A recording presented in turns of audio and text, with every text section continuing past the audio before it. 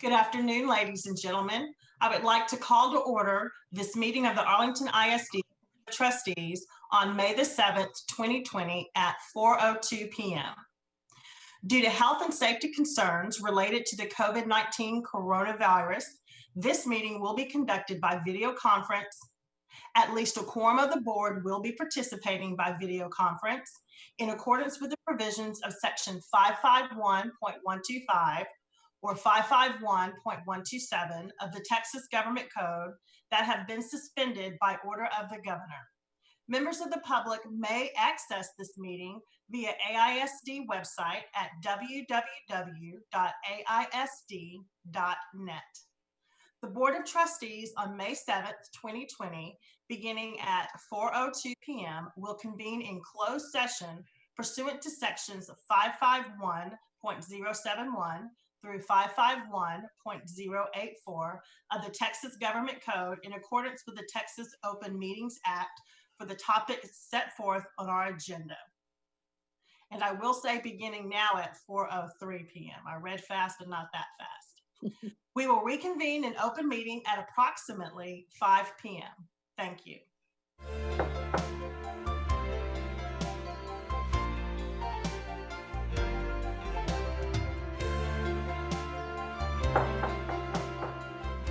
At this time, I reconvene into open session this meeting of the Arlington Independent School District Board of Trustees for May the 7th, beginning at 5:37 p.m.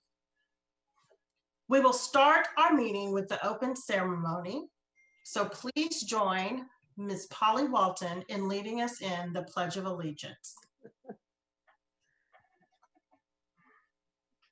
I pledge allegiance to the flag of the United States of America and to the republic for which it stands, one nation, under God, indivisible, with liberty and justice for all.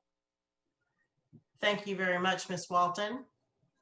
Ask everyone who is on the Zoom here to please mute if you are not talking. If you're unmuted, please make sure that every electronic device and other cell phone around you is turned off to avoid any disruptions to those who are listening to us today. I would like to say that today is National Day of Prayer. So as you prepare to join me in a moment of silence, please think about all of the individuals, all of our online first responders, our nurses, our doctors, our teachers, our communities, in your prayer.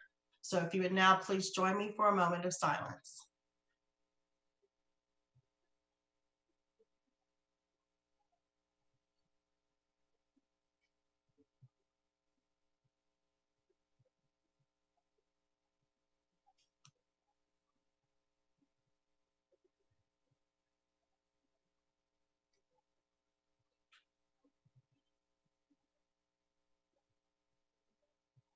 Thank you. So there are no requesters registered to address the board regarding any agenda items. So we will move past that part of the agenda.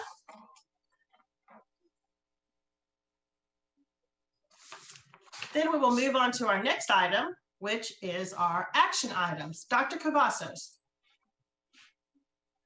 Thank you, President Mays. And at this time, we'd like to recommend the board consider the contracts, teacher probationary and teacher term contracts as discussed in closed session.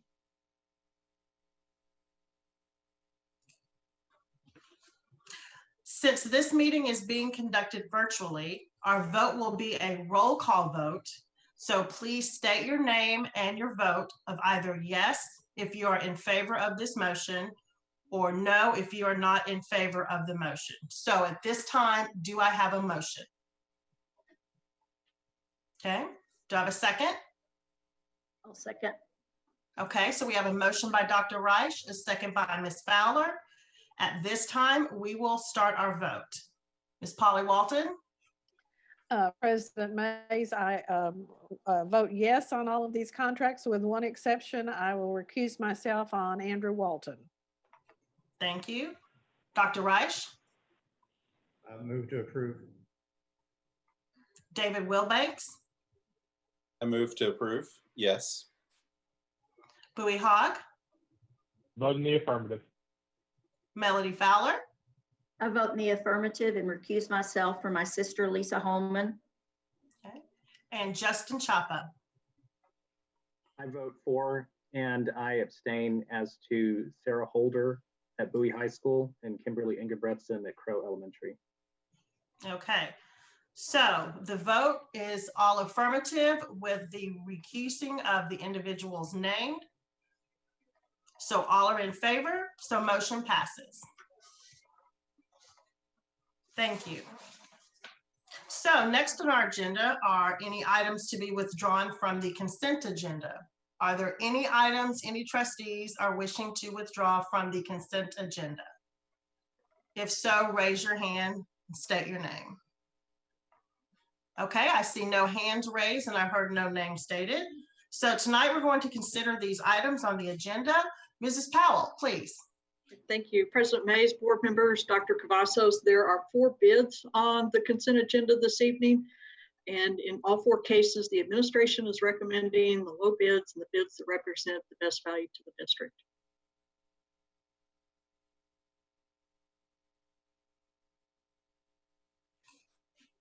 Okay, we will do the same as we did before since this is a virtually conducted meeting. I will do a roll call and you will state your vote. Ms. Polly Walton. Yes, on the consent agenda. Dr. Reich. No, wait. Okay, my apologies. First, I need a motion. I make the motion that we accept. A second? Second the motion. Okay, so we have a motion by Miss Melody Fowler, a second by Miss Polly Walton. Now we will vote. Miss Walton, if you don't mind, please state your vote again. Yes, I vote yes on the consent agenda items. Dr. Reich? Oh, okay. Mr. Wilbanks? I vote yes to accept the consent agenda. Mr. Hogg? I vote yes.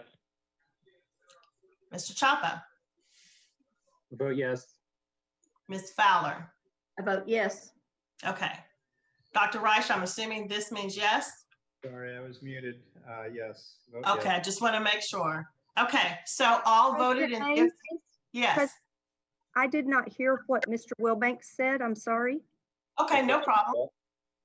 Mr. Wilbanks, can you repeat it one more time? Yes. Okay. So all vote in the affirmative, so the consent agenda passes. Thank you, everybody. President Mays, Yes? if we could go back to item B Yeah, there's an Okay. action. and the action item B as a separate item. Okay. And at this time, We'll go back to that. Thank you. Go Yes, right ma'am. ahead. at this time, I'd like to recommend that the board approve the term and probationary contracts for administrative and professional staff as discussed in closed session. Okay, do I have a motion? Move to approve as presented. Okay.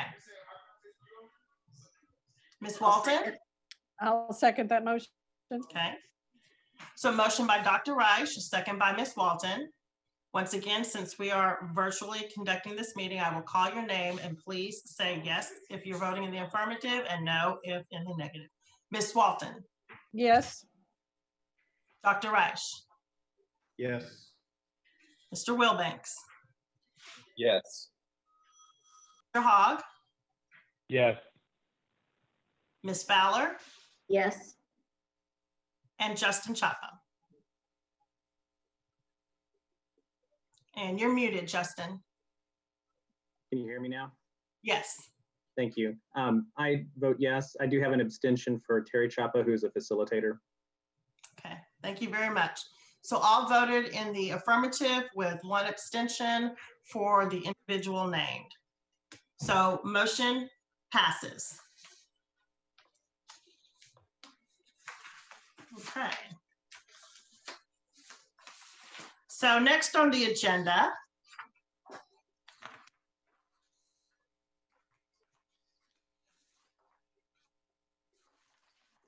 is to go forward with our discussion items. Is that correct? Yes, ma'am. Dr. Cavazos, please. Thank you, President Mays. And this evening we bring for a discussion our proposed 2020-2021 Student Code of Conduct. We have had a committee. Dr. Hill has facilitated through his staff a committee and given us input. We've also met with our governance committee. They have had the opportunity to review much of this information as well. And this evening is just a discussion with the aim to bring it for approval next board meeting. So at this time, I will turn it over to Dr. Hill to take us through some of the highlights of the Code of Conduct. So good evening. Thank you, Dr. Cavazos, President Mays, and board members. I am here to present the information regarding the Student Code of Conduct for 2020-2021.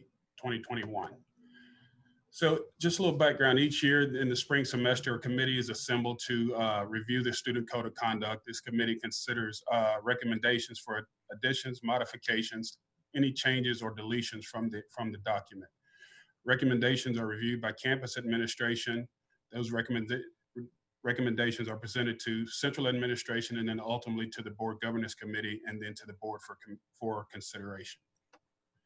Katina Henson, our coordinator for student behavioral support services, led this effort, and she got input from assistant principals at all three levels, from principals at all three levels, from the security department, the PBIS department, truancy officers. Also included on that committee were students from all three levels. We had a couple of parents, and we got teacher representation as well. This is probably our third or fourth year in a row doing a very detailed a review of the Code of Conduct. And so you won't see many changes because, again, we've kind of vetted it over the years and got it in a pretty good place.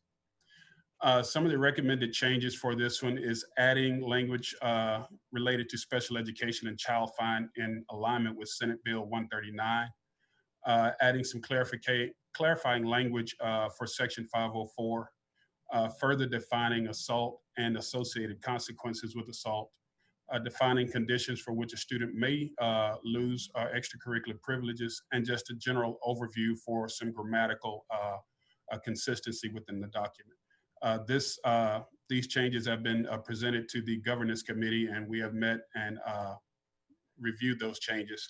There was one change that came from the Code of Conduct committee that we are not recommending, and that was removing an opportunity for campus variance for the student ID policy. We met with principals and administration after the Code of Conduct committee convened, and then that was the recommendation at this point. So our next steps is to continue to review and take feedback from the board in general, and then come back on the 21st for a recommendation for approval for the 2020-2021 Code of Conduct. With that, we'll be glad to take any questions you may have. Okay, trustees, do you have any questions? At this particular time, I cannot see everybody. So if you have a question, go ahead and ask. There we go. Thank you very much. Bowie is raising his hand. Mr. Hogg. Following the rules and raising my hand, something great. Hey, thank you, President Mays. Mr. Hill, let me thank the committee of Mr. Chapa, Ms. Walton, and Dr. Reich for this. I think these are good updates. Let me ask the one question with that. Is there anything in this Code of Conduct that needs to be adapted and changed to help us on Zoom calls or anything virtually from items that we are processing and going through currently with this new learning environment? I think as I read through the Code of Conduct, I feel like a lot of it still covers that in general, but do we need to put anything in there specifically based on electronics and, somewhat they're using their own home electronics and using that. So that's my question based on Zoom and some of the virtual learning that we have students performing. So Mr. Hogg, thank you for the question, and I'll address that, and then Mr. Hill, Dr. Hill, you can add. You're right, and so the committee is still reviewing some of that information that came a little later in the process from our attorneys and in that sense. And so there will be additions, at least we anticipate, related to behavior and Zoom calls, at-home learning, and things like that. And that's something the committee is still processing at this time. Okay, that's fine. And Mr. Hill, let me ask you on that note, because help me understand, as you wrote it, the removing the campus ID policy, just to make sure I'm clear on that. We are still, if a campus wants to have that variance, we're going to allow them to have that variance with superintendent, you guys, staff approval for that variance to be there. Is my reading and understanding that correctly? Yes, sir, that's correct. That's fine. And why did the committee, what was the committee's thought process of pulling that and not allowing that exception to be able to be made on for campus instance? So, and that's a good question. The committee was interested in just a universal requirement for all students to wear student IDs at all times. And they mentioned it through the lens of campus safety. And that was their reason for wanting that consistency in there. And Mr. Hill, I remember when we added that variance in there to that policy, I don't think we decreased safety by doing that. It's on certain instances and for certain campuses that is sometimes a needed process. I mean, there's no extra safety concern, is there, with this? And that's something that we continue to look at and have conversation with our campus principals and assistant principals to ensure that we are, any variance that they implement does make sure that we try to consider what safety issues may be presented by that. And so we've haven't had any issues at this point, knock on wood, that have presented any safety issues because of an ID. That's perfect. That's my last question. I would just say is I know we're going through a safety audit right now, currently across many of our campuses, but I always want to make sure and see the value of the ID badges and how they work. And I think as we make, especially staff, and more doors are electronic, staff then automatically wears them more, it's able to identify. So I think as we do that audit, I'd love to make sure we're also looking at badges and some of those identifiers that do work from a safety and security and privacy standpoint. Thank you. Thank you. Thank you, Mr. Hogg. Are there any other questions from trustees? Yes, Mr. Wilbanks. Thank you, Ms. Mays. And again, thank you, Dr. Hill, for running this committee with all the feedback from all the stakeholders. It was great to see that students actually were involved in this process. I do have one question on the part on SB 139 and the inclusion of that kind of notification in the student code of conduct. You know, looking at the document, it's 110 plus pages, and it seems to me a student code of conduct would be more focused to information and expectations we have of students. And I noticed there were a lot of notifications in the end of it for, 504 notification and asbestos requirement notifications. Would those type of notifications and legal requirements, especially if they're more geared towards parents, be better suited in another document so that we can keep this student focused on what our expectations on students are?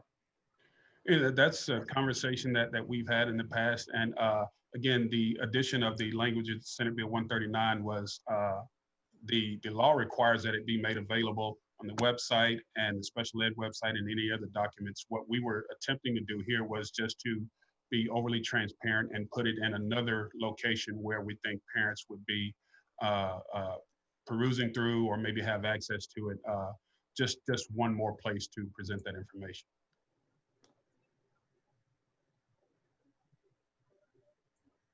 Okay, thank you.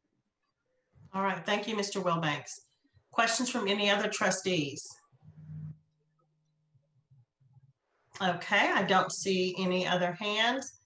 Thank you, Dr. Hill. Thank you to the Code of Conduct Committee, and thank you very much to the Governance Committee of Trustees for working on this. Thank you. Okay, so we will move to our discussion item B, Pandemic Emergency Action Plan Update. Dr. Cavazos. Thank you, President Mays. And this evening, we'd like to present kind of an update on our response during this closure. As we know, there's still a lot of unknowns in terms of the future, but we're going to cover kind of an update on what we know today and what we anticipate to some extent in the future. This information has been sourced out with a lot of input and things like that. Some of it has already been shared, but this is a good opportunity to provide a comprehensive update from not only the finance, but the instruction, the operations, and things like that. So with that, I'll turn it over to Cindy Powell, who will start the presentation and lead the PowerPoint discussion here. Thank you, President Mays, board members, Dr. Cavazos, good evening. We do want to update you on our work. Our work has carried on in a number of different ways. And as I've said previously, we've had to re-engineer literally everything that we do. And that work continues each day, each week. We have new matters that we have to address and work through new procedures, new ways of delivering services.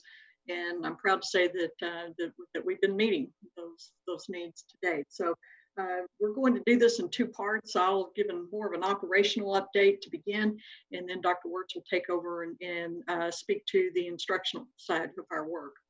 So again, you can see a list here of some of the topics that we'll touch on in the next few minutes, everything from our closure to coordination with different authorities, funding in operation matters, how we are continuing our work even in HR to prepare for next year and recruiting the folks that we will need on staff next year, our at-home learning, a little bit about graduation, and just some things that we're beginning to look forward to in terms of planning for next fall. So this particular slide just shows a timeline of events. This all started March 13th when the Tarrant County judge declared a local disaster. We announced then that we would be closing for a couple of weeks. As you know, things have progressed on, and those closures have been extended twice now by the governor. The latest closure from the governor's office, I guess there have been three actually now, came April 17th when Governor Abbott ordered that all Texas schools would remain closed for the remainder of the 2019-2020 school year. So to date, we have missed or been away from our buildings for 38 instructional days, but as we know, that our instructional work has carried on during that period. So we continue to coordinate multiple times each week, getting updates from various agencies and organizations, including Tarrant County, Texas Education Agency are key ones, certainly the City of Arlington and Tarrant County Public Health. In terms of our meal distribution, that work has continued. We actually transitioned this week from a daily feeding program to a twice per week distribution. So under the daily program, parents would come every day and pick up a lunch meal and a breakfast meal for their child. Now then they come twice per week. Each day that they come, they pick up food for 3 lunch meals and 3 breakfast meals. So over the course of a week, they received 12 meals for a child compared to 10 that they were getting on the daily service. It is still a drive-through arrangement. We have our menu posted on our website. And as of today, we actually crossed the 1 million meal mark. We are serving anywhere from 11,000 over 15,000 students each day of service. It's been a very interesting process and one that is carrying on, and I'm very proud of our folks that are doing this work. In terms of FEMA and just funding in general, we've heard from the start that FEMA funds would be available to us to reimburse costs associated with the pandemic and closures. And what has emerged over the last few weeks is a little more clarity on, certainly on the FEMA side, as far as what is eligible and frankly, what is not eligible for reimbursement. The federal government has different categories of emergency funding, and the one that has been identified for this particular circumstance is what FEMA calls their Category B, and that is emergency protective measures.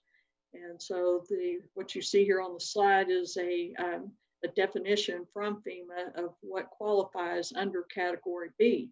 And just to read that, it's measures that we take to save lives, protect public health and safety, or actions that we might take to eliminate the threat of damage to a public or private property. So if you think about that for a minute and what this particular pandemic has been, it's not so much about damage to properties. It is more certainly about public health. The information that has been coming to us in the last few weeks seems like every time we get a information around FEMA, the definition of what is eligible for reimbursement becomes much more narrow.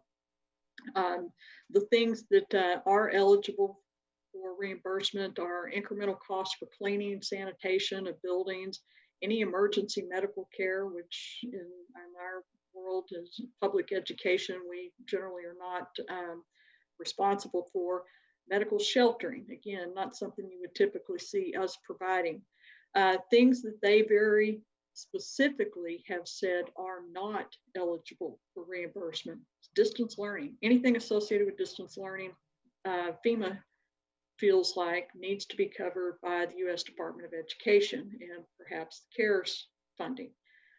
Also food, not necessarily personnel, but food cost. So we are all still trying to understand what our access will be to claiming reimbursement for incremental costs that we've incurred to distribute meals and prepare meals, that labor associated with that work. We've all participated in a couple of webinars regarding FEMA expenditures and reimbursements, and then the information I've seen in blogs from others of our colleagues around the state, everyone is expressing a great deal of disappointment and in the level of funding and what is eligible for funding at the moment has been expressed to all of us through FEMA. Regarding the Federal CARES Act, this is where the stimulus money is coming from to all 50 states. And so the Texas allocation for education is $1.3 billion. Now, the states can peel off 10% of that amount and use it for their own administrative purposes. From the start, we were told very specifically, even by the education commissioner, literally the words, do not worry about the money, take care of the kids, repeatedly. Take care of the kids, the money is coming. Districts will be made whole. It is appearing much more likely, even in conversations we've had, meetings we've been in the last week or so, that Texas may very well use these funds, much like they did following the recession in 2009, where these funds will be used to plug the state's shortfall revenue, and they will use this in the upcoming year to fund the foundation school program formulas, our state aid formulas, to avoid potential cuts to that funding in the upcoming school year, fiscal year, rather than send any of that money on directly to school districts for incremental costs that they've been incurring. And so there's certainly, as you can imagine, a lot of discussion taking place around that, and that work will continue. But that seems to be a pretty strong signal that we are getting now, even directly from the education commissioner. In terms of technology devices, we've reported on this before, but today we've actually distributed 21,894 devices for students to use as part of their at-home learning work.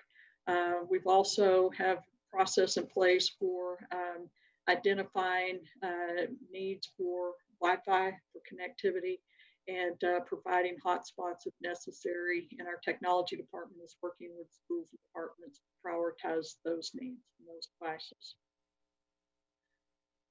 As we've come to the end of the school year, one of the very natural things that needs to happen each year is kids need to turn things in and retrieve and clean out their items. And similarly, staff members need to clean out their rooms and pick up personal items.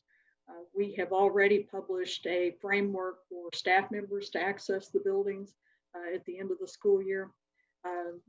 TEA put out some guidelines around this, as you may recall, in the governor's most recent order, where he ordered that schools would remain closed for the rest of the year.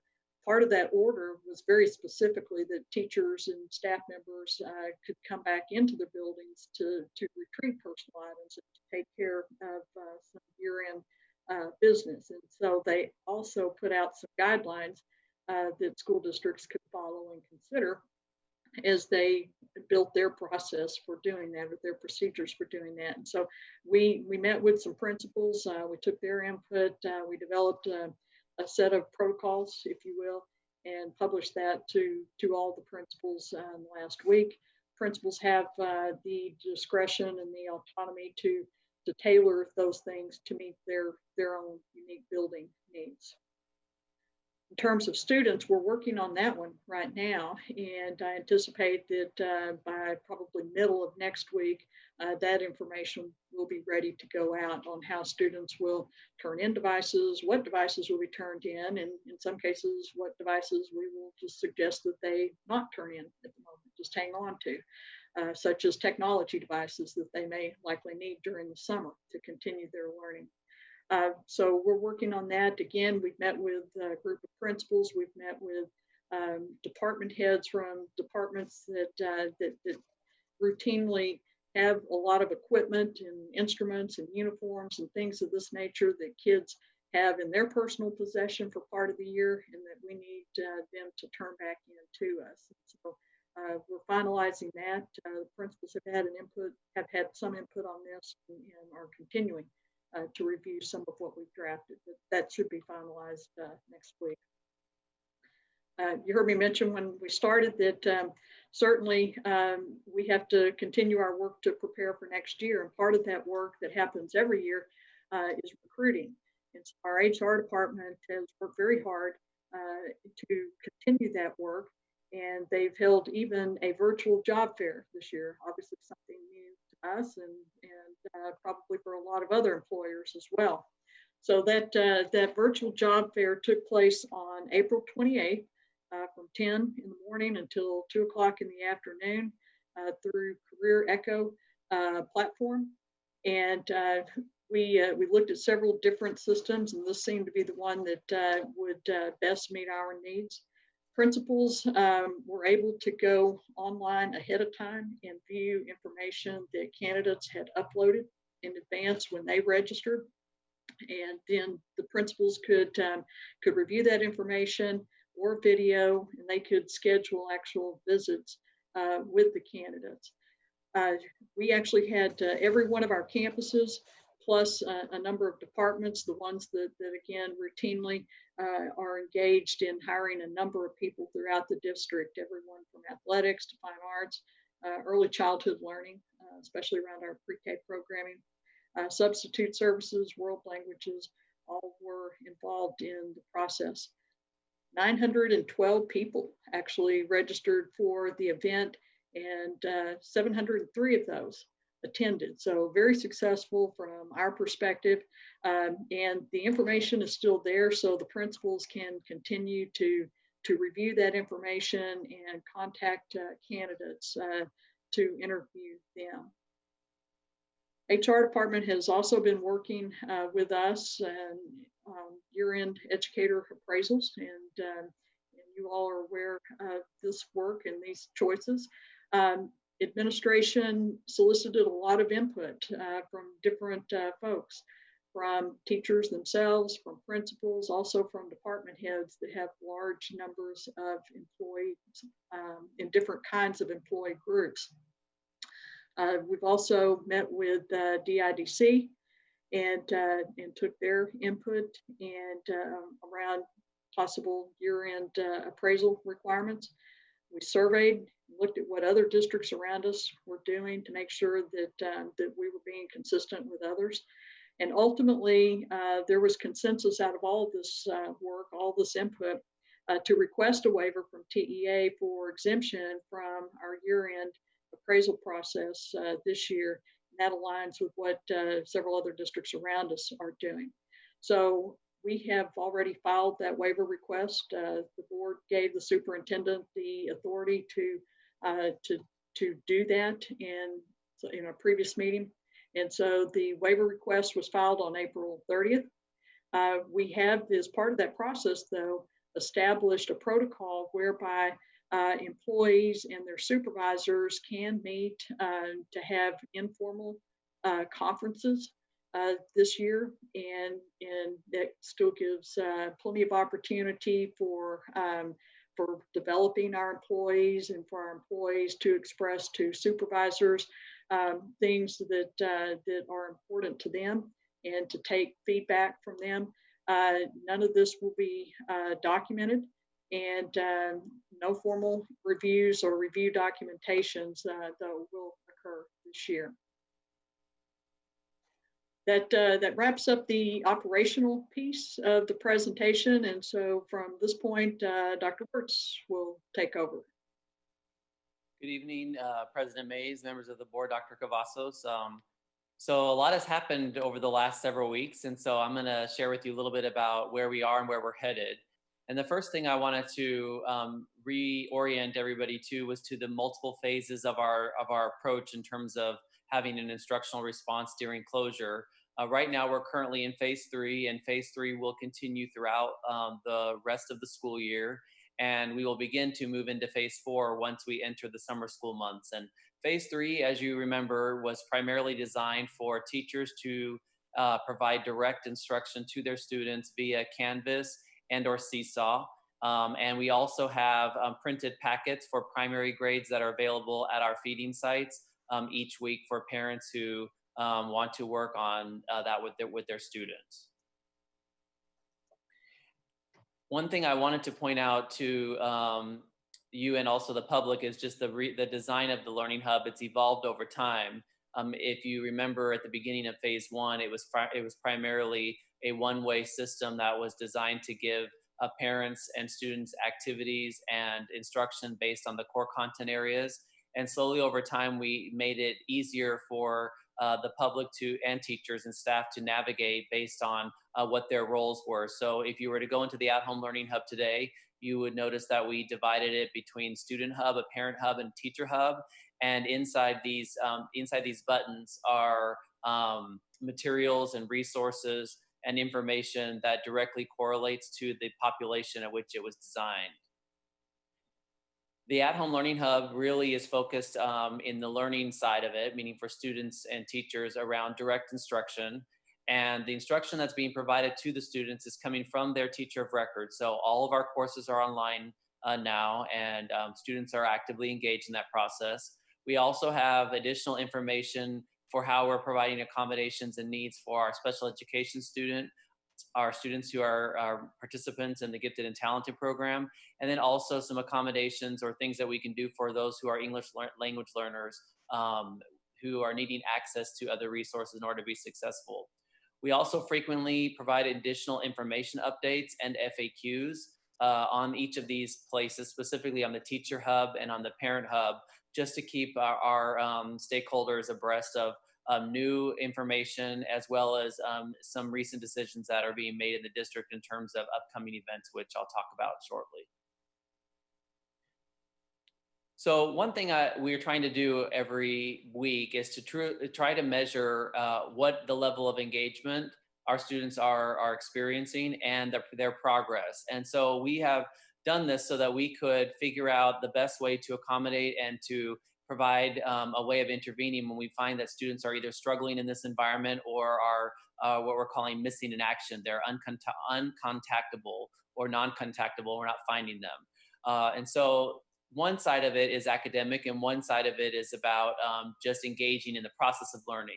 So each week, our teachers are providing learning opportunities for the kids. And while they're there, if we'll go back one more slide for me, there we go. Yeah, each week when our teachers are providing their activities to their students, they are recording in their personal grade books on Canvas, for example, how kids are doing. They're either completing the assignments or they're not completing the assignments. But once a week, they go into their formal grade book, the team's grade book, and they indicate whether the student's making progress or no progress. And when we say progress, what we're referring to is students that are actually submitting their work, they're putting forth effort, they're being persistent in their course. No progress, which would be an NP, would indicate that a student is really, they're not participating. We're not contacting them, they're not engaging in the work. And so we try to measure on the academic side what impact a student's engagement level is actually having in their learning. The other side of the house is we take what we're calling an engagement check once a week, and it functions very similarly to the attendance process. But since we're not doing formal attendance because we're not required at this time and because of the situation, we do ask teachers to indicate whether they've had contact with students over the course of the week. So each teacher goes into our team's schedule for their class, and they indicate whether a student was not engaged, meaning they were not online, they did not have any interaction with them, they were not participating in the course, and they're not submitting work. And so that allows us to try to triangulate how a student is doing. Are they making progress academically, and or are they completely unengaged or not? The important thing to know about the engagement process is we have some structures in place now to try to provide outreach to students who are what we were calling unengaged. So if you'll move to the next slide for me, you'll see that here we have a 3-tiered process, which is very similar to a way we would respond to interventions, where we have worked to stratify our approach based on how things are. So the first thing we've done across the board for all students is to provide a basic district and campus outreach. We've done that in the terms of what we call wellness checks. Teachers have been calling their students' families to see how they're doing, to make sure they had connectivity, to see if they had trouble or needed some assistance in their work. And we really tried to establish this one-way and two-way communication via a variety of mediums, and have coordinated that effort with district staff, teachers, counselors, our family engagement liaisons, and so forth. Sometimes, even after all that effort, what we're finding is that students are missing in action, what we're calling it, or they're not as engaged, they're unengaged. And so in that scenario, we have an approach where we are first encouraging our campuses to initiate that. And the reason that our focus has been on campuses is because we know that students and families' primary relationship consists with their teachers and principals. So in this phase, campuses can determine if a student is considered missing in action, meaning they're totally MIA, we don't know where they are, they have not come back to us since the closure, or if they are unengaged, meaning they're not persisting in participating in school. And in that case, we provided a list of questions, we're calling them triage questions, that administrators and teachers could ask to understand how the student is doing. For example, asking if they've made contact with the student, if the student is not engaged, but they've made contact, what could that reason be? Have they utilized any student emergency contact information? All the variety of ways that a campus could utilize of their own volition to try to get a hold of the student. In the situation where that doesn't work, we're asking principals to let us know who those students are. And the district is conducting what we're calling a Tier 3 district-based outreach, which consists of several strategies, including direct calls, email or text messaging, launching a district-wide outreach campaign for students, using postcard mailers that try to engage families through the mail by providing them with information to how they can contact us and letting them know that we recognize that they're missing. We've even have some other strategies, which include utilizing security personnel or attendance workers to visit student households following safety home visit protocols. And then also connecting with neighborhood churches and grocery stores and community groups to help find ways to bring kids back to school if for some reason they're not engaging. The other part that I wanted to mention on this outreach too is we do have a strategy where we can, if these don't work, mail coursework directly to students' homes to try to engage them there as well. When students are going through the process, this last phase of instruction, we also recognize that there are a couple of situations that have to be addressed in order to make sure that students are prepared not only to close out this school year, but to move into the next one. And that includes grade and credit recovery. So any student who failed a course or a course or a content area in a prior semester, meaning last semester or earlier, and specifically for seniors who we know need to recover that credit in order to be eligible for graduation, we have provided a couple of routes to give students a menu on how they can recover that credit. It's important to remember that any courses that are initially attempted during this semester, there is no penalty or grade point average that's attached to these courses. It'll literally be either a credit or an incomplete, or a pass or an incomplete.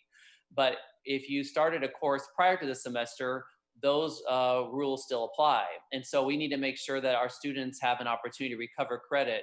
And one of the nuances that I think is important to recognize in this situation is that in a typical semester, when you have a second semester where you can award grade points and numeric grades in each of the two semesters, if a student was, for example, unsuccessful in the fall, meaning they received a grade of less than 70 in the fall, but in the spring, they had a higher grade, the average of those two grades together, if it equated to a 70 or higher, would automatically award credit for the year. And this is a practice that's practiced all across the state. The challenge with this scenario that we're in now is that because no numeric grades are awarded in this second semester, which is also very common, we had to find a pathway for our students to receive that credit for a failed course in the fall or a previous semester. So this is happening in two ways. And the first way I would describe is Canvas. So I'll use myself as an example. If I was providing instruction to a student in the fall and they were continuing to be my student in the spring, rather than having that student re-enroll in a course through Edgenuity, we are providing a process by which teachers can provide their students with additional assignments or a makeup of the work that they had failed in the prior semester. And if those students complete those activities successfully, the teachers can go in and follow a process and protocol with which they can actually change the grade for the 6-week period that the student failed. So if I, for example, as a student failed the second 6 weeks and I was working with Ms. Powell as my teacher, I could recover or redeem that 6-week grade by making up some of the work that I had failed in the fall, and then she could then change my grade to that passing grade. It's important to know that we capped this process. Our grade recovery process for a 6 weeks period is, even traditionally before closure, is always capped at 75. So if I received a grade lower than 70 in the fall and I went through the grade redemption process and I was able to recover that grade during this period, the highest grade I would receive for that 6-week period that I was recovering would be a 75. For students who are not going through the grade redemption process, and for students who have more than a couple of 6-week periods to recover, meaning they have whole courses to redo, we are offering Edgenuity. And Edgenuity is an online platform that we use in the district for credit recovery. We also provide that for our junior high students for grade recovery for a similar scenario that I was just describing. All of our seniors were our first priority in ensuring that they were enrolled, so that, because we knew their timeline was very condensed. And so we enrolled seniors in Edgenuity right away. And we gave them the option to persist in their Edgenuity course, or if they were working with their teacher already in the second semester and preferred to go through grade redemption, that process was also made available to them as well. Edgenuity is basically how it typically works is students would take a pre-assessment. It measures what they know already, and then they have customized modules they complete to demonstrate mastery of the learning for that course, and they receive a grade.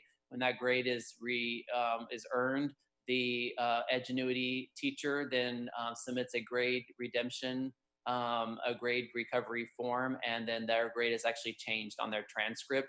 Their initial grade, their initial failed grade from a prior semester stays on their transcript, but there's another line that's added to the transcript which indicates that the course was recovered. This is typical, and this process is the same as it's always been. Even before closure, this has always been made available. We've just been very intentional about identifying who the students are that need to be in this scenario across all 4 of our high school grade levels and our junior high, and enrolled them and reached out to them to make sure that they were there in those courses and that they're being successful. The other thing I wanted to note about the grade redemption process also is that also is something that's very typical in our system. We've always had grade redemption as a possibility. The only difference in the second semester during a closure period right now is usually our grade redemption process is contained within the semester that a grade was failed. So normally in a fall semester, if I was working through the semester and I failed the second 6 weeks, when I'm in the third 6 weeks, I could go back and work on the second 6 weeks to make it up before the semester ended.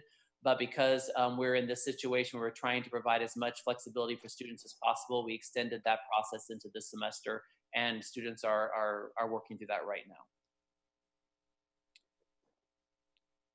We, as you know, are following our schedule for progress reports, and this last Wednesday on May 6th, we distributed progress reports to our students, and we will have final report card distribution on May 28th, which will include all the grades that will be transcribed on transcripts for secondary students. I wanted to note that this progress report is actually available to parents electronically on the Parent Hub. Our instructions for how they can go into the parent self-serve. We've made these instructions available online in Spanish and English so that families can log in and see their students' grades.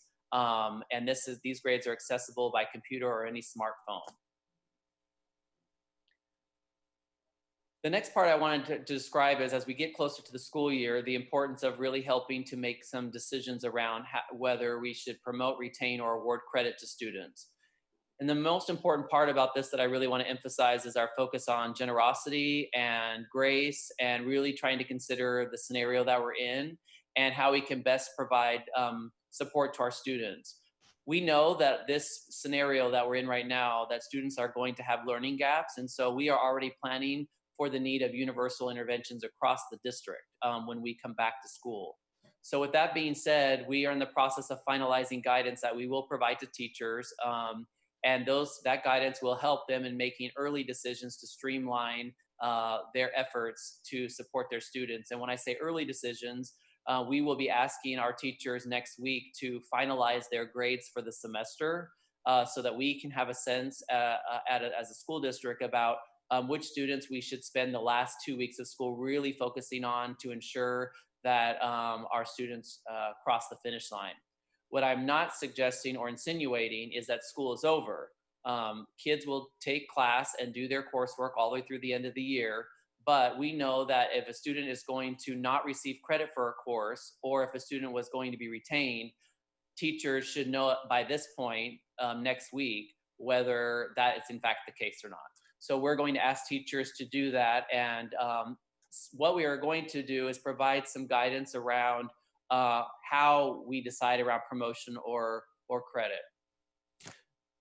It's important that we distinguish that there's 2 separate things to think about here. There's retention, and then there's awarding credit. And they're not necessarily related to each other, although I think intuitively we would think that they were. If a student is going to be retained, meaning they're going to repeat the entire school year, those decisions are typically well made by now.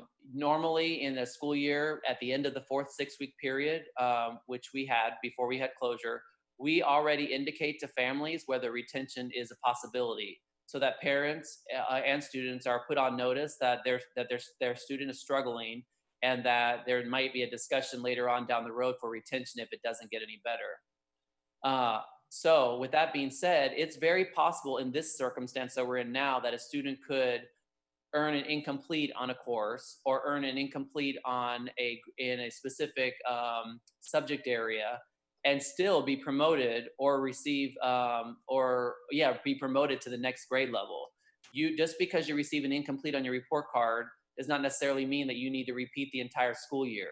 And so what we're asking teachers and schools to think about is, what has the participation been like of the student and their effort in working online and doing their coursework? Were they successful before closure? If they weren't successful before closure and they are being successful now, how is that going? Or if students were successful before closure, but they're kind of struggling now, is there a belief that they're going to be successful in their next course if we provide the universal interventions that we have planned? In those scenarios, we're encouraging teachers to give the students credit and to promote them and move them on to the next subject or grade level. When it comes to retention, we are going to highly discourage retention. There's a lot of research on retention and the ineffectiveness of retention in terms of students really making progress once they're retained. So we want to make sure that our retentions are really based on data, and that we know extensive interventions have been provided to a student prior to making a decision to retain them and ask them to do the entire school year over again. So for retention, we are asking schools who are recommending retention that they notify families, and that the student may not have been previously retained, meaning if a student had been retained in a prior grade level, we are not going to allow them to be retained a second time. And if a student is going to be retained, we are also asking that the school and the parent mutually agree that retention is necessary. If there is a student who has never been retained and both the parent and the teacher and the principal all agree that it's in their best interest, that's the point at which retention will be considered. And there is protocol that we are pushing out to schools and training principals on to help them walk through the thought process about making sure how to identify the right students for that intervention. Another subject that people often relate to retention or not is around summer school. And summer school and retention are not related. So students who are being retained, who are going to do the entire school year all over again, are not students that we bring to summer school. And that's actually typical. We've been doing that now for years.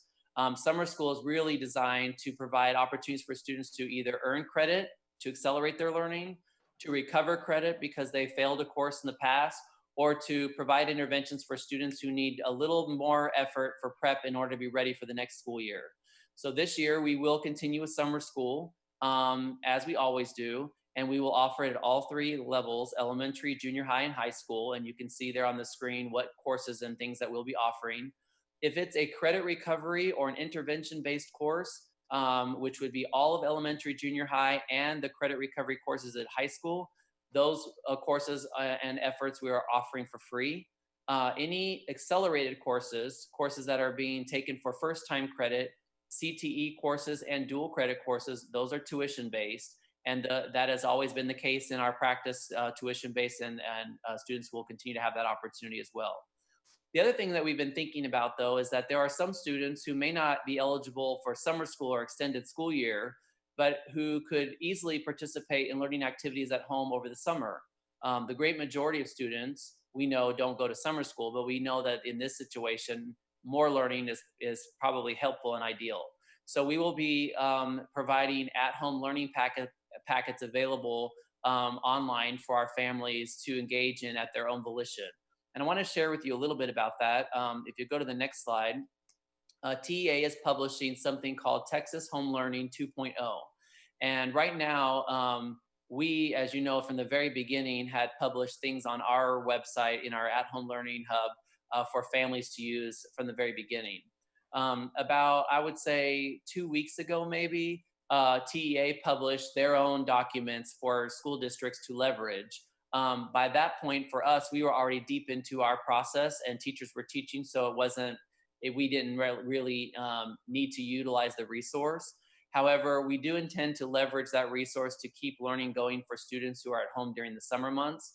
So we intend to take these learning packets that'll be available online, break them down in a chewable and digestible way online, and with shortened lesson plans, and post those on our student hub for families over the summer to use. And as Ms. Powell indicated earlier, we intend to allow our students who remain enrolled with us over the summer to keep their computers and devices with them so that they're able to persist in their work should they choose to. Our summer school dates are listed there. I wanted to draw your attention to both elementary and our high school. We are extending the time for elementary to add additional days so that our students can be engaged with a teacher for a longer period of time. And we will go from June 9th to the 1st of July. The other thing that we are doing for high school is we are extending the grade redemption process that I mentioned earlier for credit recovery for additional days should they be needed after the school year ends. And as you know, we've published our graduation dates. Right now, we are hoping to hold our graduation ceremonies, and right now have them intended to be scheduled at UTA College Park. The dates that we have published are the 13th through the 13th, 14th, and then the 17th, 19th, and the 20th. And those will happen, we are hoping, in some form, face-to-face, following all the protocol that the state's established. And if for some reason that's not possible, we will find some virtual way, as we had mentioned, to celebrate our students. When it comes to state accountability, because we are closed, no districts will receive a rating, or campuses will receive a rating this year. They will be rated as not rated because of the declared state of disaster. And because of that, the ratings that we received last school year will be carried forward next school year. So whatever letter grade a district or a school received last school year, that letter grade will carry forward into this school year, and any interventions or plans that were put in place for those schools will be carried forward and implemented. Finally, I wanted to share with you some of the information about how we're planning for summer learning for our teachers. We call summer learning Summer Impact, and we're going to be providing this to our teachers in a virtual environment this summer. The way we're designing our summer learning is really around three major bands, I would call them. One's literacy, one is best practices, and then we have some instructional supports. In the instructional support area, we're going to focus our training around a multi-tiered system of support or response to intervention courses, social emotional learning, our gifted and talented training that we do every year for teachers who are gifted and talented teachers, and then sheltered instruction for teachers who are serving our English language learners. And the way that we're designing these courses is really around anchor courses and then what we're calling extension courses. So anchor courses will be provided at each of the grade level bands around these areas. And then if a teacher wants to take additional hours, he or she could engage in what we're calling extension courses, which personalize some of the information from the anchor course. So for example, if I'm a bilingual teacher, I might take the anchor course around balanced literacy, and then I might take an extension course around how to scaffold for bilingual learners in a bilingual classroom literacy. Or I might do a special education and how to a special education extension course that might focus on how to accommodate for the special education student in a balanced literacy environment. So these are examples of the learning that we're providing teachers, and these will be done online. They will be provided in a asynchronous, which means they will be self-directed by the teacher and they can go at their own pace format. We'll also have some synchronous courses where it'll be live between the instructor and the student and the teacher. And then we will also have what we're calling blended. So some of the course will be in a synchronous environment and some will be in an asynchronous environment. I wanted to give you an example of all the dates in which we're going to be providing some of this learning, the number of hours of courses and how long they're going to be lasting and things like that. We met briefly this week with the DIDC who provided us with some feedback, and this information will be going out to teachers here shortly. And as we wrap up this school year, we're actively beginning to already plan for next school year and what that could look like. And as you know, and you're thinking right along with us, there's a lot of unknowns. And so because there are so many unknowns, there's extensive planning that has to be thought through in terms of all the different scenarios that we could possibly have to be prepared for. So some of the things that we're going to be thinking about as a leadership team is reviewing and thinking about what the state and local directives are that we've been given. Should there be some consideration about staggered start times? What do we do and how do we address students that when we have schedules that are A days and B days, and do we need to go to A day and B day? There has been some discussions across the country around the need for blended environments. Should social distancing be required and there be capacity issues at school? We've also are going to work through how we deal with learning if we have interim closures, meaning brief but shorter periods of closure during the school year, should there be a need to do that. And then, of course, what kinds of activities we'll do and how that impacts extracurricular and UIL and daily operations. So all of these things are underway, and we're beginning discussions to start thinking about how to best address those for when students return in August. So that's an update, and we're happy to answer any questions that you may have. Thank you very much, Mrs. Powell and Dr. Wirtz, for that good information. I am looking at the screen. Trustees, if you have any questions, please raise your hand.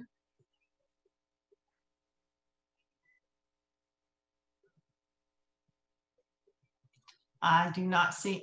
Okay, Mr. Hogg.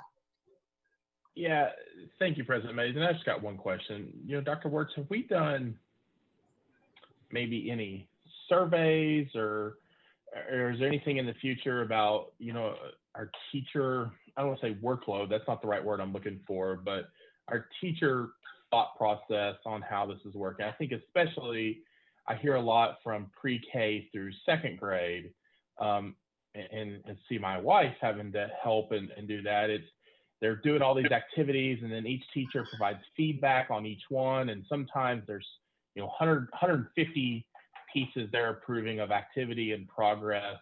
So, you know, I don't want to say feedback, but maybe it's progress to see, is the learning actually resulting in positive progress? I guess is where my question is going a little bit, Dr. Wirtz. Especially probably, I hear more of it from pre-K through second of what's happening on that section of the amount of English language arts they're doing, the amount of TEKS they have to follow. Like a little feedback on.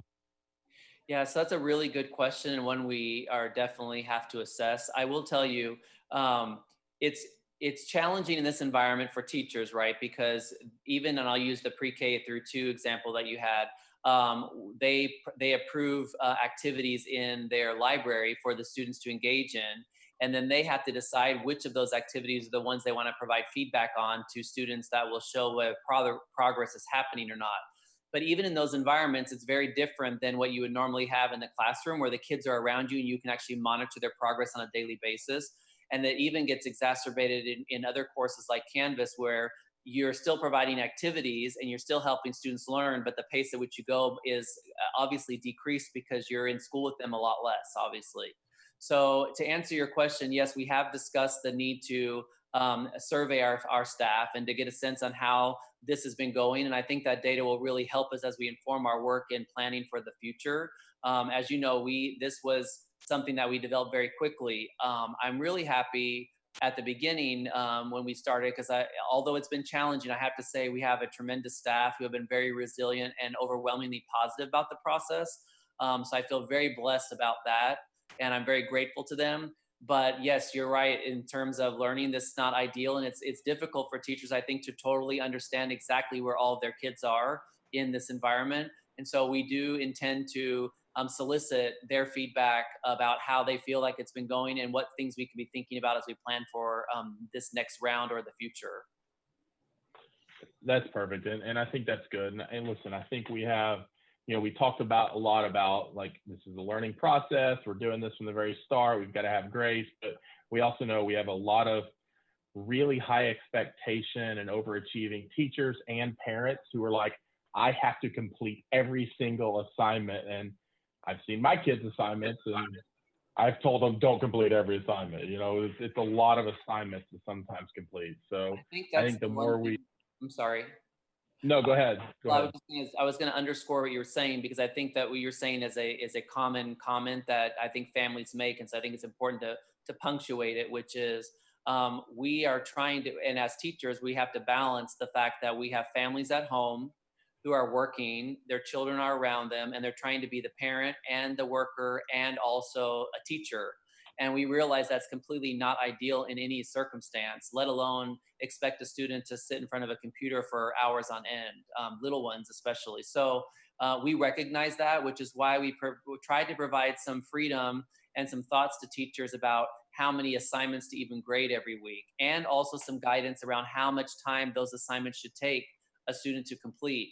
On our schedule for teachers, we tell teachers, you know, if I'm a math teacher, I should expect that my work takes my student about 45 minutes every day. If I'm in secondary, obviously it's a lot smaller in younger grades, and we're only going to take a couple of grades that we're recording every week. And that doesn't mean that we send out a bunch of assignments and then parents have to pick and choose. I think it's our responsibility to help parents know what assignments are required and which ones are optional. But I think it's important for families to know that there is some guidance, and we do intend for us to be thoughtful about that process and encourage parents that if they find themselves in a situation where they're overwhelmed because it feels like it's more than what it should be, to reach out to the teacher and give them some feedback, because right now we have to be in a tight partnership with families. We don't understand totally what's going on in each household, and we can't really take that for granted. Agree, and listen, it's not just our industry. Every industry is having lots of human resource discussions about productivity, right, from all employees, and that is a challenge. And luckily, I think we have a lot of grace on that. Which there, let me ask. We talked about extending summer school and some that, you know, how much expansion is that? Are we going to be able to handle 2 times as many students? And then, you know, and then I'd also ask how much extra cost that we didn't budget for are we planning to be able to face for summer school, the extended extra summer school we're offering. Right. So the summer school that we're extending is by several days. I'm not sure that I'm anticipating a huge volume of students to come, because the criteria, we're trying to keep it tight. So I'll give you an example. If a student was failing prior to closure and they continue to fail or receive an incomplete this semester because they're not participating or they're struggling so much, those would be the students that we would say were eligible for summer school. And so we're providing those details to principals to help them pick the right students. Because if it was just about learning gaps, we would have our entire student population in summer school. And because of that, which we know is not possible, we are keeping our learning activities aligned online for kids to persist in learning and keep their devices should parents want to keep doing that. But we are going to focus our efforts really on the most struggling students during summer school. In terms of money, there are several funds that we had to reuse, or I would say repurpose this school year, because there were monies that we intended to use that we didn't use because we weren't in school. So we will repurpose those funds for summer school. And then also, because we're not doing face-to-face, the volume of students that could sit in an online course is also a little bit bigger. So I don't have the constraints of a classroom. So more than 20 students can be in a course with the one teacher at a time. And so we believe that cost will also be managed. So right now we don't anticipate the summer school cost to be really exorbitant or much more above than what we've already budgeted. Right now we feel like we can probably stay within our budget. Perfect. Sorry. Go ahead. I was saying, I don't know who was asking that question. Was that Ms. Fowler? Yes. Yeah, go ahead, Melody. I've got one more follow-up and then I'm done though. Okay. I was wondering, do you anticipate that we're going to need to hire more summer school teachers? That's a good question. I anticipate that more will initially be used, and the reason being is because we want to allow teachers to continue to work with their own students for a period, and that information is going to be coming out to schools more towards the end of the semester. We really want to encourage people to finish their courses now, if possible, in May. Because you know how it is. Any student that moves into another semester without a completed course, it becomes even more challenging to finish it. So we're really trying to encourage teachers to wrap that up with their students this semester. But we also know there are some students where it's going to be really difficult. And if that's the case, we're going to extend some time. So that might actually make the need for more teachers to be there initially. But I actually believe over the course of general summer school, I don't think so. I think it might even be a little bit less because our class sizes can be a little larger because it's virtual. And will there be a cost involved for the student? We are offering free summer school for all of our students with the exception of first-time credit, CTE courses, or dual credit. Those are tuition based and they'll continue to be. But if you're recovering credit or you're there for intervention, that's free. Thank you. And Dr. Wirtz, this is a little Dr. Wirtz and Ms. Powell and even Dr. Cavazos, and let me start this question by saying you may not have an exact answer right now, and that's okay. For our students that, we have issued over 21,000 devices, which bravo on this district for being able to issue 21,000 devices. But when you then think about it, that's $10 to $15 million of inventory that is issued out in the campuses right now. At the end of the semester, for students that aren't continuing with summer school and utilizing that, is there any kind of trying to recollect it at this semester? Are we leaving that out for the fall semester?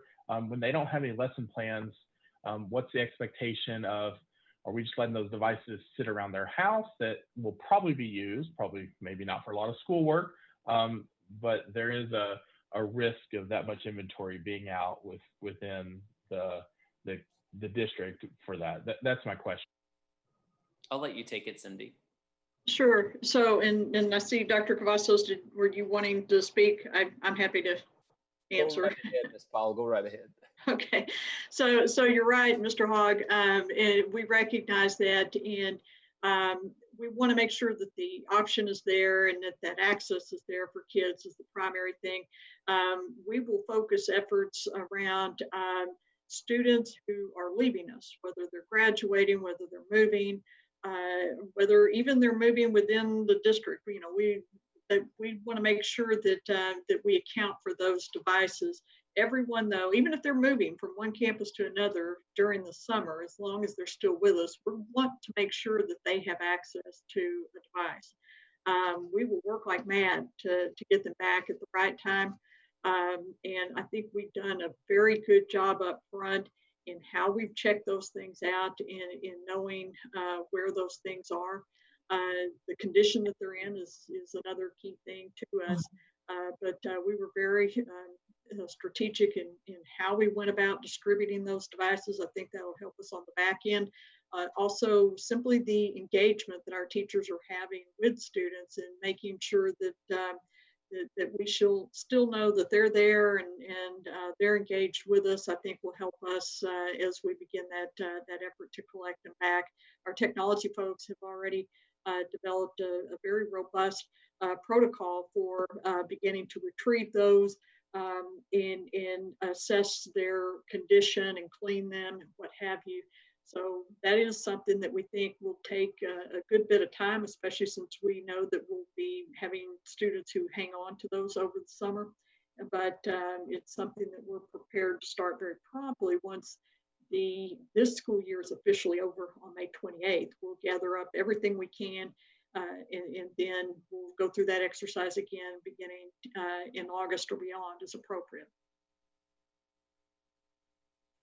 Perfect. That's good. I appreciate that. Listen, I think it's just something we have to always, it's always hard. You want to give for the students first, but you always have to take those other things into account. So appreciate that. Appreciate all. Thank you, Mr. Hogg and Ms. Fowler for your question. Ms. Walton. Thank you, President Mays. I have a couple of quick questions. Do we have any idea at this point? We had some kind of preliminary percentage, but of how many of our kids are, quote, participating or attending? So we've run some numbers with Dr. Barlow's department that allows us to look and see how many students are making progress on our weekly progress checks, and then also the attendance. It's not completely clean because the data is not as clean as you normally would do when you have school because of just the way the structure of the system is. But we do have a general sense about at least a baseline number about how students are doing and how many kids are actually engaged. It's not clean enough for us to draw like strong conclusions totally. And to add a little context there, Ms. Walton, just it gets really complicated fast because engaged in what, right? If they're engaged in one class but not the others, or engaged in everything but one class, there's many ways to slice that. So what Dr. Barlow has done, and again, I'll just real quickly say a credit to all the departments that are working through all this, because they've done an exceptional job. Every department, every staff member, teachers, everybody, clerical who are doing calls for pre-K enrollment. I mean, everybody's stepped up. Yeah. But to your question, Ms. Walton, what Dr. Barlow has done, and his staff has said, let's look at the core subjects, and let's look to see if they're engaged in 1 of 4, 2 of 4, or 0 of 4, to get a snapshot of, let's just look at the core, because you could be engaged in something that's non-core, et cetera. So as you do those different variations, the percentages go up very quickly in terms of engagement, okay? And so it's upwards of 80 or more percent. Now, 2 big things to remember, because we have a lot of internal conversation about this, and we source this out a lot, but two big things to remember. One is that this period of closure should not override your entire year. And that's really hard, because we get into a lot of statistics and things. This is a closure period. It's the last 2-6 weeks. It shouldn't tip the scale completely to your overall performance through the year. In fact, it probably shouldn't tip the scale. Like Dr. Wirtz was saying, it should be another piece of information to know. So engagement is really important, and we keep track of it and all that kind of stuff. But our big next point is going to be when teachers record whether a student is going to get credit or get promoted. And that's coming up in about a week. And to Dr. Wirtz's point is, after that, we hope to re-marshal, refocus, whatever the right word is, for the next 8 to 10 days after that, to get kids to pass, get promoted, get their credit, so that we can reduce those summer numbers. Through this closure, the longer it takes, the less the chance that we're going to be able to complete this. So we want while they're still in school, basically. So it gets upwards of, I'm pleased in that the engagement gets really high. If you do 2 of 4 core, if you do 4 of 4, it starts to drop a little bit. As you can imagine. I could well understand that. Yeah. Yes, I could So well understand that. Thank you. That little, not little, the inverted triangle slide where, you know, the teachers try to find the kids, the campus tries to find the kids, and then they send the names to central office. Do we have a feel for what kind of percentage, you know, the district administration is now trying to locate? So we started with seniors, just to focus our efforts, because seniors have an endpoint of graduation. And, you know, while it's not perfect, the data is actually encouraging, because it's not very many. It started, I think, Stephen, you can help me, Stephen. I think it started at 300. Yeah, right now there are 51 students that we haven't located. 51 seniors or That's 51 correct. kids? Seniors. Okay. And that's our primary focus. Yeah. And we also are developing a protocol. I think it's almost done, or if not, it's already been done maybe, to allow for home visits. Yeah. With appropriate social distancing, leaving information, you know, with staff going to do home visits, our attendance officers, again, think of the organization and the different departments and things, our security, et cetera, to do a home visit to seniors, those 50, et cetera, that we have no contact, and keep trying. They're our big focus right now. Kind of an Operation Graduation, that's right, you know, deal again. Yeah, well, good idea. And my second question has to do with the job fair and requirements. Does our HR department have any idea how this whole situation, the pandemic, is going to affect people retiring or resigning because they won't be able to, you know, handle the situation when we go back, or you know, how many teachers are we going to need? Mr. Kale, welcome. Good evening. Thank you. Thank you, Ms. Walton, for the question. You know, the pace of retirements and resignations is about on the same pace as it has been in past years. I completely appreciate your question, and I've been wondering the same thing, to be candid with you. The data at this point tells us it's pretty similar to years past, but we just have to watch and see. You know, the 45-day rule for resignation still applies, so really you've got until about the very beginning of July to get a good feel. At this point, it looks relatively close to past years, surprisingly enough. And in the past, we've hired about 500, 550 teachers. Right, right.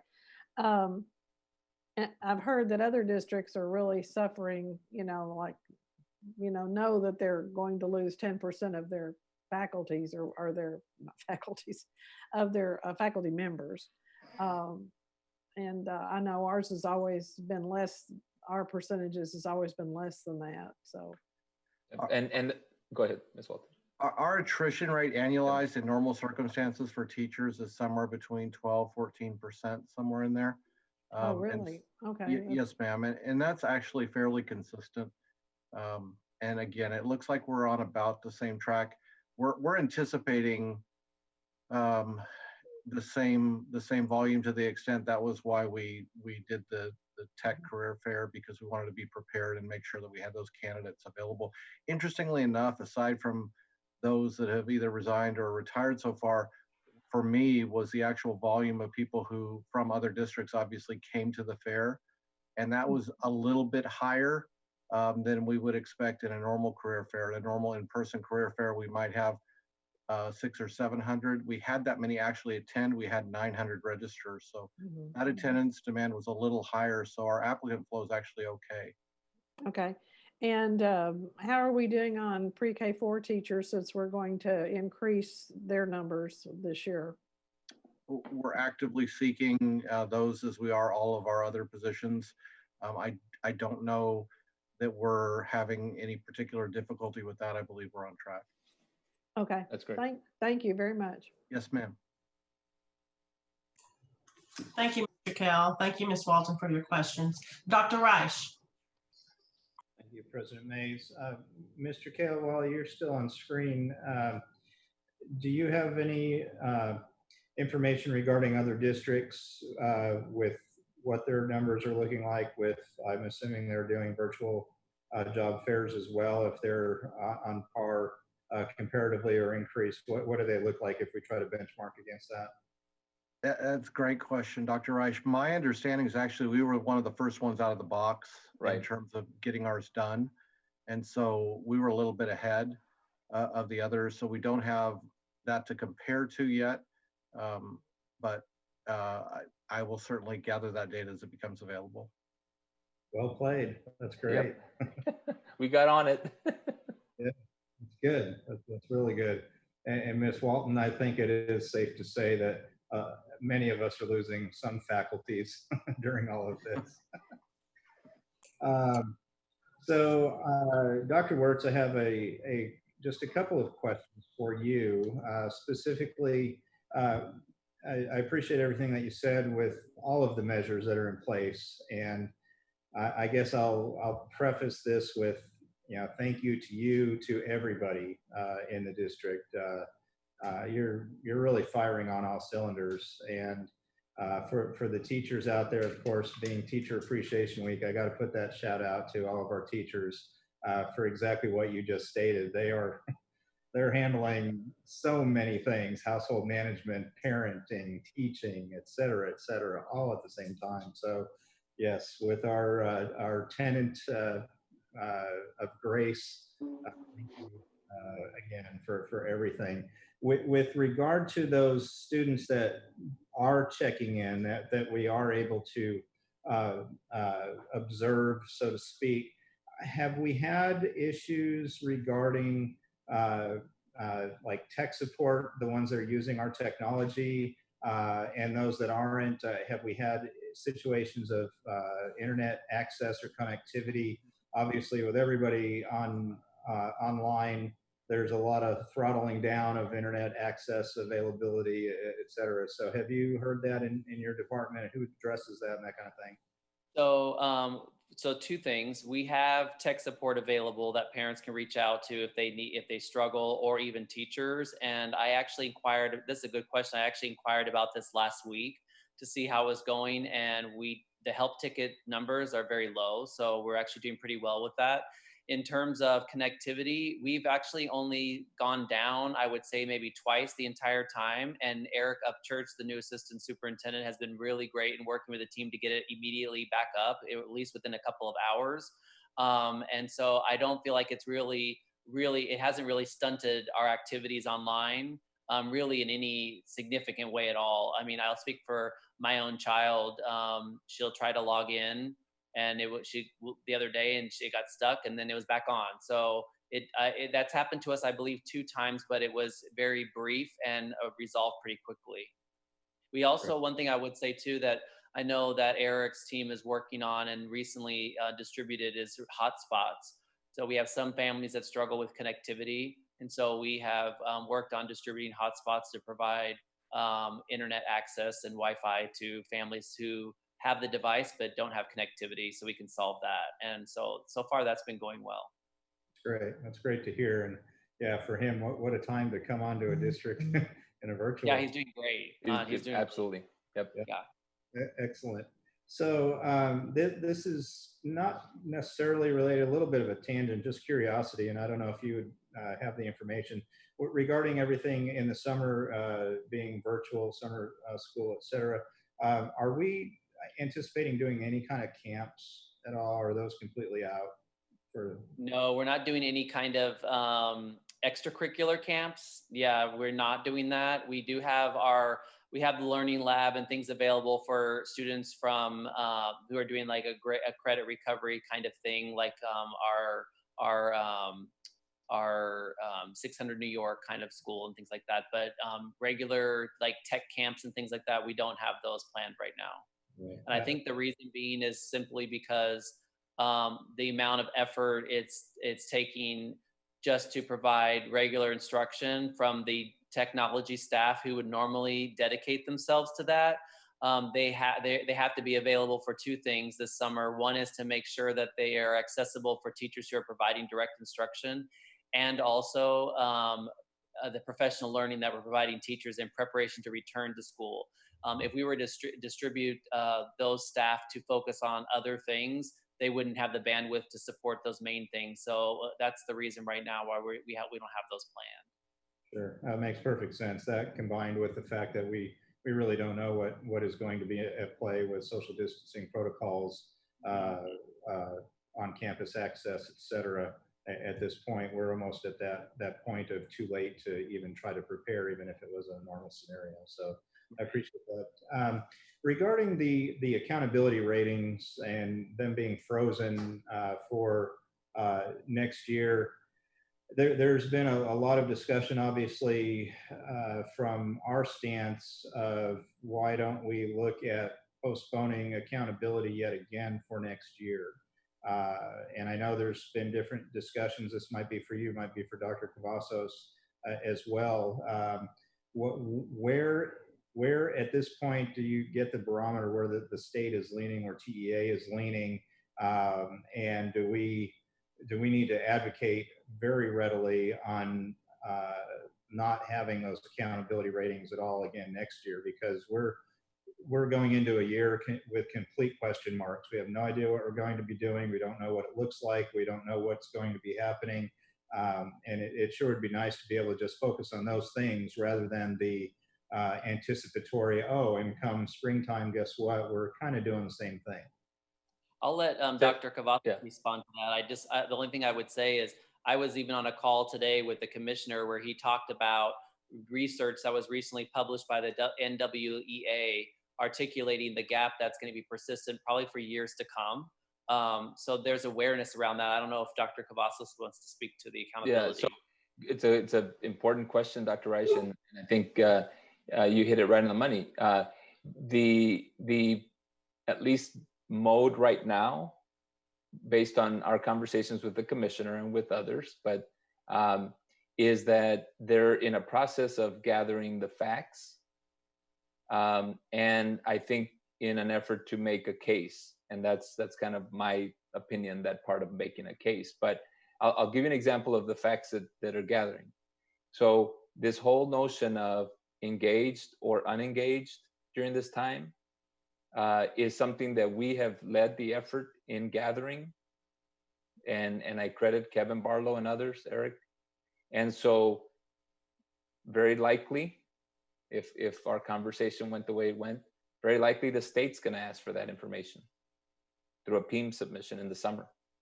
And they're using some of our indicators of engaged and not engaged and all that, for example, because we surfaced that in one of our conversations. So that, along with, and I'm not suggesting this one is the best of ideas, but it is being surfaced, and that is some type of an assessment for students, either at the end of this year, and I don't mean a required assessment or all that, just a randomized maybe, to get a picture of where are the instructional gaps, or at the beginning of the year, in August, September, so that the facts can be gathered, Dr. Rice, to your point of how big are these gaps. I think what's undeniable, and this is what I've shared over and over, undeniable is that there are gaps, and there will be more gaps. That's undeniable. I think they're trying to gather, well, how big is it, and is there data to support that? And then I think the next step is to talk about what does that mean for accountability. So one kind of key point is, if we don't have a STAR test, which we don't this year, then you can't measure growth from one year to the next. If you can't measure growth, that's a big part of the accountability system in totality. You can't just say we're not going to use growth then, next time. That is the way the system is built around all those things. So that's another part of that case, to your point, Dr. Rice, to make. Early on, it was probably a little early to say how big is this problem or gap, et cetera. And I think it's becoming clearer through research, through our own data, through data they're going to collect, through some assessment potentially, that's not going to be required and things like that from the state, to make that case. And I think that's the direction it's going. However, I'll kind of end with the fact that sometimes, and to your point about advocacy, it needs, the case needs to be reinforced at the local effort from boards and others to the state, because the case is there, but it needs Dr. Cavazos? Yes, ma'am.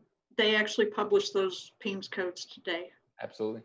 Yep. TEA did. And yes, they're gathering that data as part of the summer PEEMS submission. And it does look very much like some of the work we've already done. Because we surfaced that. And the reason we surfaced it, just to complete the discussion a little bit, was to also encourage the state to provide funding for those gaps, for interventions, not just focus on, keeping things stable, which we want them to in terms of funding, but that additional funding needs to be provided for those gaps that we know exist.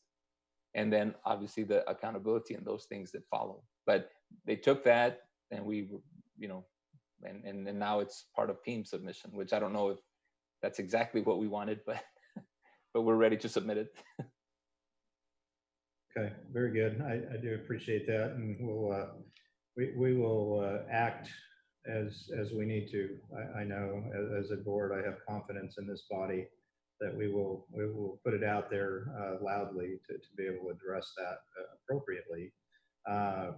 This is a little bit of an aside, but related to that, are they looking at the the vertical alignment or congruency for graduating seniors going into higher ed, what that looks like, as far as, this is more maybe a higher ed question, but what they're looking at is possible remediations or their adjustment of their models.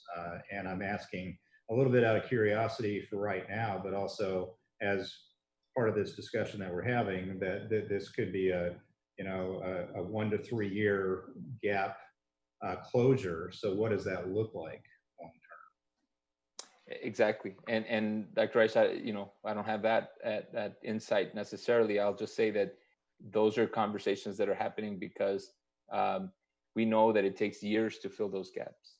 And if we're not intentional, then they persist.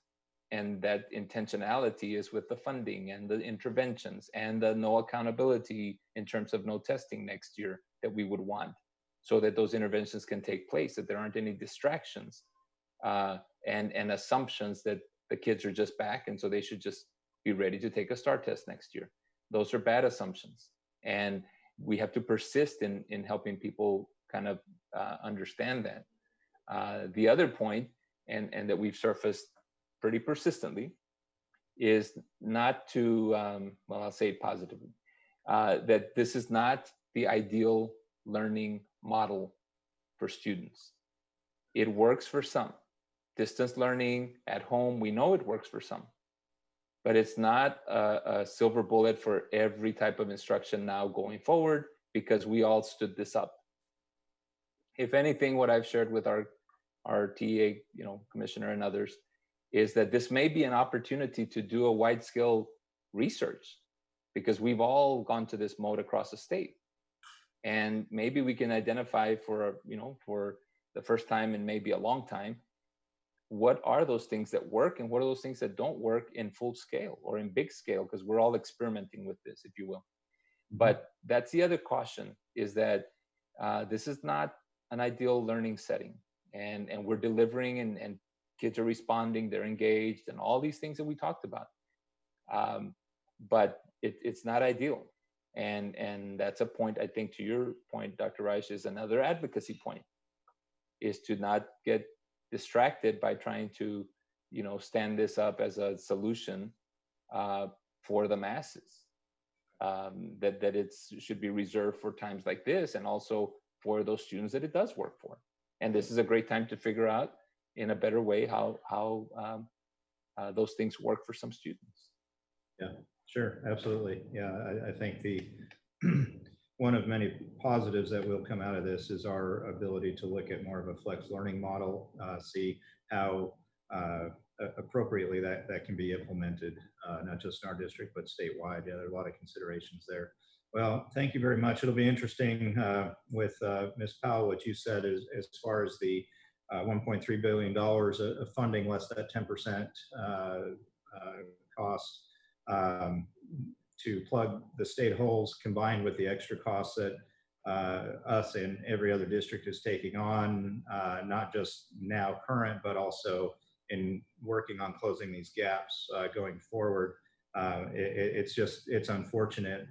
We had a great step forward with all of our funding and everything from last legislative session, and wasn't obviously the end all be all solution, but it was such a great step in the right direction. And it's just so unfortunate that now we have this pandemic that's going to make it so much more challenging, and the complexities regarding the financing side. So I appreciate all the work that you continually do in that regard as well. I don't see that I have any other questions at this time, so thank you very much. Thank you, Dr. Reich. Do we have any other questions or comments from any other trustees? Okay, seeing no hands. Once again, thank you very much for this update. One thing that is very clear is that AISD, and as far as we feel, many other ISDs are really having to navigate a path on how to continue doing what we do, and that is to provide education. And, a couple things that I'll just make note of is just reminding people that we launched the At Home on March the 17th. It's now May the 7th. We have continued to provide education through this entire time. There was one thing I noticed on your scale. We saw where it started. You didn't see an end, because we're continuing to do that as we need to do. The 1 million meal marker, that is exceptional. And the one thing that I will say about that is it's not just the compassion that we have for our students, but we understand in order to educate, the children need to be fueled. They need to have their nutrition. So once again, it's just part of what we need to do, and that's educate our kids, and feeding them just happens to be a big part of it. So once again, thank you for doing that. Advocacy, definitely this group of trustees, from what I've been able to see and work with the current staff, advocacy is definitely something that we can do. And I know that we are all gearing up to see exactly how we can do that in the most effective manner. Make sure that we're grabbing any other ISD trustees that want to be a part of it to help us advocate as well. Just hearing the word big gap, if that's what they're talking about and they're anticipating that coming, I would like to hear something offsetting that about the funds to help the ISDs help to meet that gap with resources, with talents of our teachers, curriculum changes, whatever it takes. We know it's going to need money. So, you know, I would like to hear that conversation on both sides, and we'll just see how that goes, but we will make sure that we are continuing to advocate for that. Quite disappointed about the thought of not being reimbursed for the quote, and I will say quote because it was a quote, just take care of the kids and don't worry about the money. And I remember when I heard that, my first thought was, isn't that what y'all always do in education? We've been doing that for quite a few years, doing what's best for the kids, and not understanding that the more we do doesn't necessarily mean the more funds we're going to get. So I was a little disappointed to hear that, but we will continue to advocate, and very, very proud of our district for continuing to do what its mission is to do, and to try to do it to the highest of expectations for going through something that is so not normal. And then I just want to say this, I always take a little note sometimes when I hear things, and Polly, having our faculties, yes, that is part of what was in my prayer for National Prayer Day, was to make sure that we all can maintain the use of all of our faculties, because these are very trying times right now. But I think one of my favorite ones was you, Dr. Wertz. You said, reuse funds. If we only could, we'd be in a perfect world. Reuse our funds. So anyway, once again, thank y'all very much for that update. Trustees, thank you for your questions. And if there are no other questions, we will continue on with our agenda. Okay, so next on our agenda is would be the open forum for non-agenda items. We do not have any registered speakers, so we will continue on our agenda, and that would be our superintendent's report. Dr. Cavazos. Thank you, President Mays, and the only thing I would reinforce, and I say it in every message that I can, and that is thank you for your patience to our community, to our students, to our teachers, to our staff. Thank you for their patience, their understanding, and I follow that with, we have an exceptional team in Arlington ISD. And you heard from just different, it was a summary. It didn't feel like a summary maybe, but it was a summary of an update. And you heard just different departments and how they have all put in this effort. And so thank them because they are making this possible, and it reinforces the strong team that we have in Arlington ISD. So just thank you for your patience and support, and that everybody stay well. Very good. Thank you, Dr. Cavazos. Do we have any board members that would like to make a report? Yes, Ms. Fowler. Yes, I'd like to do a shout out to Mrs. McClendon and her staff at Workman Junior High. I understand that they took it upon themselves to deliver signs and cakes and all kinds of goodies to all of their teachers there at Workman Junior High. Oh, that's awesome. Thank you, Ms. Fowler. Any other reports from trustees? Yes, Dr. Reich. I'll just do a shout out to Principal Ray Borden for being chosen as the secondary high school, or the high school principal of the year. Very good. Congratulations. Thank you, Dr. Reich. Any other reports from trustees? Okay, seeing no hands, I do just want to acknowledge that this is Teacher Appreciation Week. I hope our teachers have had the honor of hearing, reading, and seeing all the appreciations that have gone out for everything that our teachers do. We really, really appreciate you. If there are any teachers watching that have not had an opportunity to hear, see, or be told, this is from us, your trustees. I hope you can see it. It says, thank you. We appreciate every single thing that you do. So with that being said, Ms. Secretary, do we have any items? No, ma'am, we do not. Okay. Okay, with that being said, it is now 7:25 p.m. and this meeting is adjourned.